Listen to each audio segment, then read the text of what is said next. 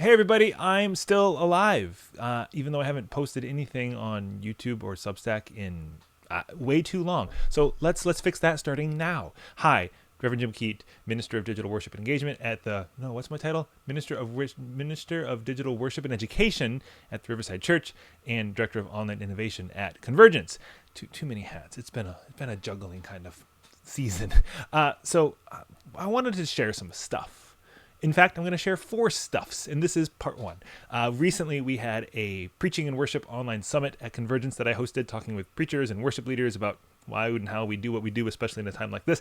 And I included some digital ministers to talk about the particularity of preaching and worship and its impact and implication in online spaces. So you're going to get to watch those because I think they're great, and I hope you can eavesdrop too. So here we go. Number one, let's sit down and talk with Natalie Renee Perkins, Reverend Natalie Renee Perkins at Middle Collegiate Church. She talks more about her role and work at Middle in the video, but this is just the preamble. So, ready? Buckle up. Here you go. Welcome back, everybody. We are talking with Reverend Natalie Renee Perkins. This is part of the Online Preaching and Worship Summit for such a time as this. I'm Reverend Jim Keat, the Director of Online Innovation here at Convergence. Natalie, you are the Executive Minister for Digital Church, Online Church. How do you all call this fancy thing over at Middle? What is the word? Executive Minister for Digital Church. Executive Minister for Digital Church at Middle Collegiate Church or is it just Middle Mhm. Church? How do we talk about you all? I'm just Middle scrutinizing my own Church. title. Middle Middle Church, Church. Mm, part of the collegiate collection of yes. churches in the East Village of New York City and online everywhere, thus a digital minister. Slight bias. I used to work at Middle. Known Natalie for over a decade, I think now. I think so. It's great. So I'm really excited for this conversation because I'm excited for any conversation with Natalie. So Natalie, let's just dive right in. Executive Minister for Digital Church. What does that mean? What do you do? And why is it essential in our world today? Oh, so many things. The biggest thing is how do we do church? How do we help hold the divine in online spaces? As I always hear you say, and the zeros and ones that bind us, right? Like, um, if we believe that God is um, in all of the things, and that means also in this space. And are we responsible to that? And do we honor what that means? Really is how I see my work. Because I mean, we could not be, there are options where we're not, and we see how things degrade as a result of that. And so I think it's important for there to be some of us who are stewards in that space, good stewards in that space who learn it and try to hold it responsibly. Um, yeah, and that's the work of the minister there, I feel like. Um, Also to see how we can be together in a hybrid way, right? So we're doing a lot of in person now that people are, we're on the other side of sheltering in place. But we also, during the pandemic, gained a lot, like hundreds of new members who will never set foot in our door. And how do they all feel like they are part of the body, right? One congregation, not this congregation and then this congregation. So a lot of the work that I do as a digital minister and as in this position, executive minister for digital church, is how do we do the entire church together? Um, what does it mean for each experience? What things actually do translate, which things don't? What's your starting point for them? Most of our sessions and meetings and classes and gatherings are online still. And the worship itself, we do two every Sunday, but one of them is online exclusive. Now we'll Will get back that into our building. continue when you all get back to the building? Yeah, that was my question. How's that going to We're not impact the future? Because Middle, just if anyone doesn't know, huge fire back in December of 2020. 2020. Mm-hmm. Yep. Building has been out of commission. Rebuilding is happening. You've been kind of crashing on people's couches on Sunday morning here and there, Mm-hmm. and now in the midst of that. Now you have an online only service that's pre-recorded and prepared, and then a hybrid service. So coming, I believe, this 2020 April 2025 here, you are going to be back into your own address again. So what will that mean for online church at Middle? Yes, we will be back in our building on Easter. It's really exciting. And both of those worships we'll do at 11:45 and at 3 still. That's what we've been doing. The 11:45 is usually the online only streamed one. Um, that's kind of a new premiere that we create every week with some new pieces and some things from our archives to build this own unique worship, usually with the sermon from the person who's getting ready to preach. We just record them early. Gives you a chance to finish early and practice. Make you finish that sermon early. Yeah. Yep. Or like, you've preached and you're like, actually, I'm going to shift some things. It just, it's Yep. really Yep. taught us some things. I love that model for us. Um, and then the 3 p.m. is the one that's hybrid, streamed and online. And then Easter, we will do both of them hybrid. Okay. And then I think the very next Sunday, we will start creating things for the 3 p.m. time slot. So the 11:45 will be the hybrid live stream, and the 3 p.m. will be the, okay, let's make sure we're creating something for people to engage with. That will be different than like, watch this stream that you already saw. Yep. Yep. So we're playing around with that now. It's all a huge sandbox. Very exciting in that But way. there's a lot to Um, play there when you're thinking mm, about a service that has kind of, two simultaneous audiences, or you three if you think of the combined as this entity, the people in the room, the people online, and then the interplay of the two. That hybrid experience is one. But then if you do one that's just for the online congregation, online community, it allows for a whole other kind of intentionality. And I love that you've been mhm. doing that. And it sounds like you're going to keep some sort of like afternoon intentionality for online first, online specific, online only kind of a worship experience. That's our dream right now. It's a So good let's just dream. see like how it goes, like let's just Yeah. see,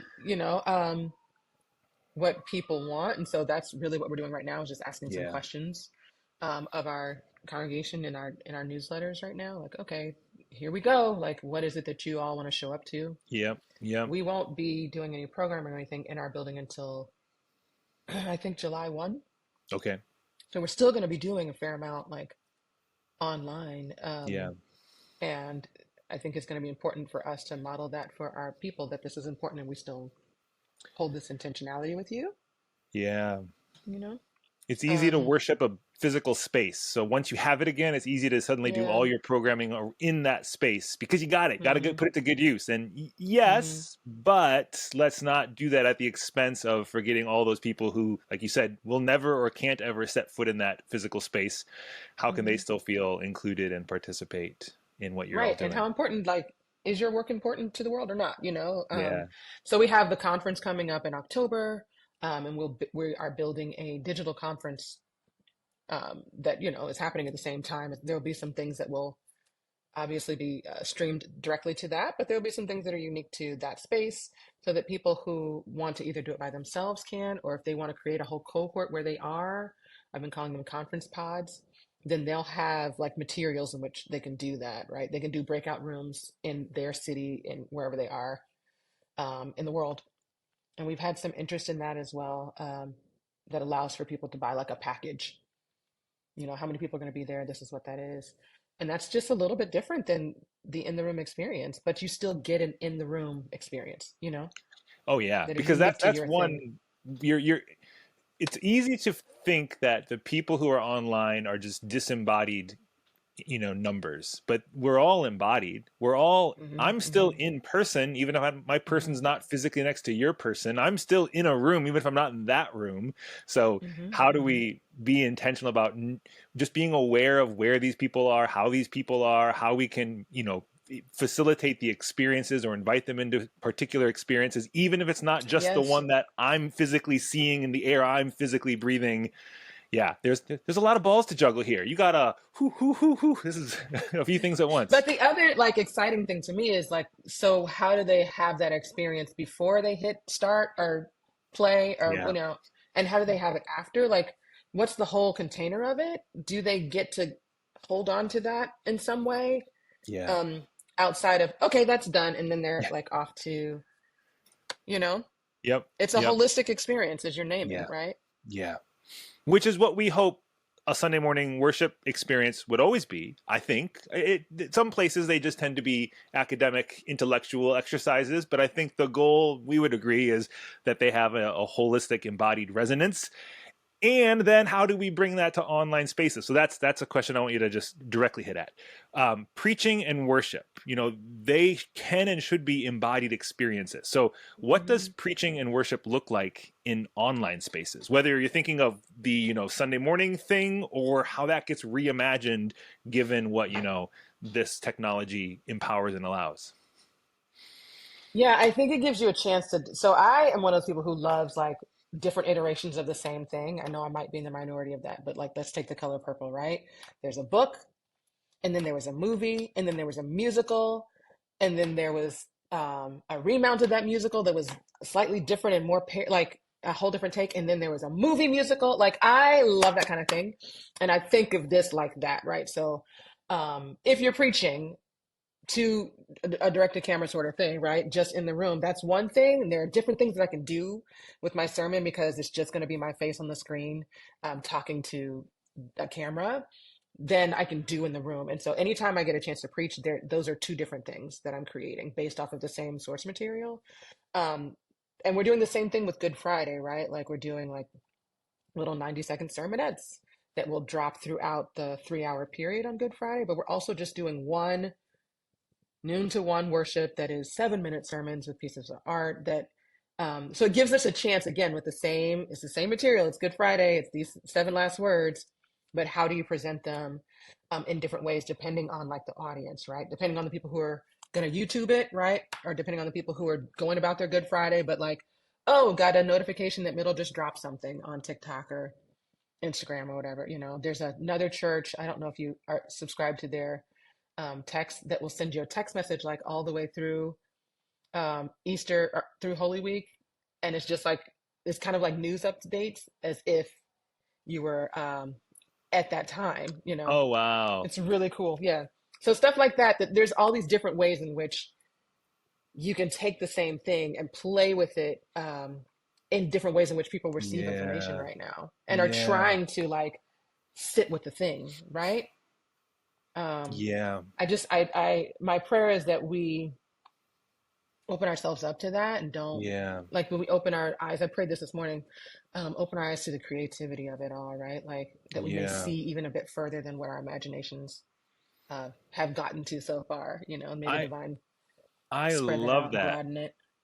I love the way you describe the color purple. I was thinking you could do the same with the Wizard of Oz and how one book turned into Mm-hmm. all these things. From Mm-hmm. the Wiz to the Wizard of Oz to Wicked to the Mm-hmm. all of the Mm-hmm. ways one thing Yeah. turned into so From many like things. one source material. Mm-hmm. Yeah, And if and you're playful about it, the Bible as well, right? Like yeah, all the different yeah. translations, all of Oh, the different. There used to be a bunch of, and there still are a bunch of like different canons that we're subscribed to. This is the one, So yep, if we let ourselves get a little freer with it, we don't hold it so tightly, yep, white knuckle our way through our faith, then what is the divine showing us yeah. in that? But even how you describe source material, different kind of iterations, manifestations, applications, context for it, that makes me think, what is a sermon? Question mark, full stop. It's not just the person standing in a pulpit preaching to a room of people. We often Right. think that's the starting point, that's the source material. Then we disseminate. But actually, the sermon is something a step back from that. And stepping into the pulpit is simply one of the ways that Mm-hmm. sermon Mm-hmm. is being preached, equal Mm. to the 90-second thing on TikTok or Reels, equal to the text message I'm receiving, equal. Those are all Equal to the sermons. meme, right? Like Yes, there have yes, been those are. memes that I've received and been like, that'll preach. That Yes, just preached, the and it was just source words material on a little screen. starts. Yes, Hmm. the thing we think of as preaching is just one application of the Yes, sermon. yes. Ooh, okay. Say it, Jim. Teach the people. This is a sermon right Oh, now. yes. Okay. Amen. Okay, I this is why I love talking to you, Natalie. I had no idea we were gonna go here, but this is just so fun. This is so good. Okay, Same, same, same. in a minute, just a slight pivot. And I know this because I know what you're doing and everything. you guys use Circle. It's a platform for, create your own community. Some people use Mighty Network. Some people use Mm-hmm. Discord. So two questions. Why do that sort of a thing? Have this kind of online space for your community to participate and experience stuff. And why Circle? Why pick the one you picked? Mm-hmm. Um, so we're also on Discord. I am on Discord. I haven't really played with it all at all. Circle was suggested to us, and we were like, all right, well, let's play here first. Um, what we were really looking for was an app. Let's have an app. And this is not what that is. But what it has turned into that feels valuable is a place that people felt like they could be outside of public conversation. Like it felt kind of like coming into the church. Like this is where we could have this conversation. I sometimes equate it to a hush harbor. It's not encrypted and all that stuff, so that's a little far, but it does give us space to have our conversation with our people to like if we want to organize or we want to pray or we want to say something vulnerable. It's just middle people just doing this one thing here. And I think we had people who were quitting Facebook and who were like leaving social media and still wanted to. How do you stay connected with your community? And if that is the way that you were doing it because you're online, email doesn't, you can't email every single person who's a member and be like, hey, y'all, like, how are you doing? As a lay person. So this gives them space to continue to connect with each other. They can talk, DM each other, but they can also just do bigger posts. And it's where I'm going to start keeping up with my we do shepherds and peeps, and there's like a bunch of people that are my people that I check in with at middle, and that's I'm going to start using that the chat feature in there, creating a private group where we can all just talk to each other in there.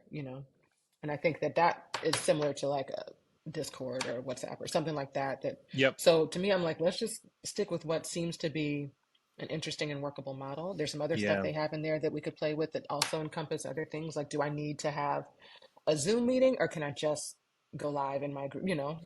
something like that instead, Yep. or a meeting with my group. So that's why we're in circles because there's so many different options to play with. Yeah.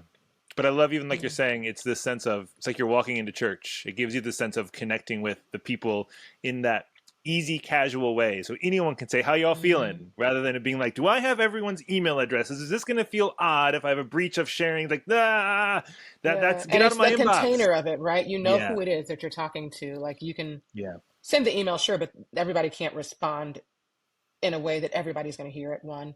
And two, if you do it on socials, then people who aren't really in your community, you have to Yep. explain it in a way that everybody's then, I believe in a public pulpit, but Yeah. in some spaces you want to just do some care that's a little more pulled in and centered. Yeah. Yeah. Oh, I love it. I love it. All right. I have about a dozen more questions about that because I'm scheming some things on my end to test this coming summer. So more to come. But Natalie, as always, thank you for all the ways that you just are thinking and dreaming and scheming about what it means to be a church, a person of faith, a human in the world we live in. Mm, And I just love getting to chat with you about all this and more. More to come. me Everybody, watch the too. next video. Keep going. Say hey to Natalie in all the spaces you see her Good to online. speak to you. And we'll talk to you again soon. Okay, what'd you think? Questions, comments, thoughts? Put a comment down in the place wherever comments go. Where you're watching this video, would love to engage more, talk more, and yeah, glad you could watch this one. There'll be another one whenever I post it. There's 4 of these, so this is number 1. Get ready for number 2. See you then.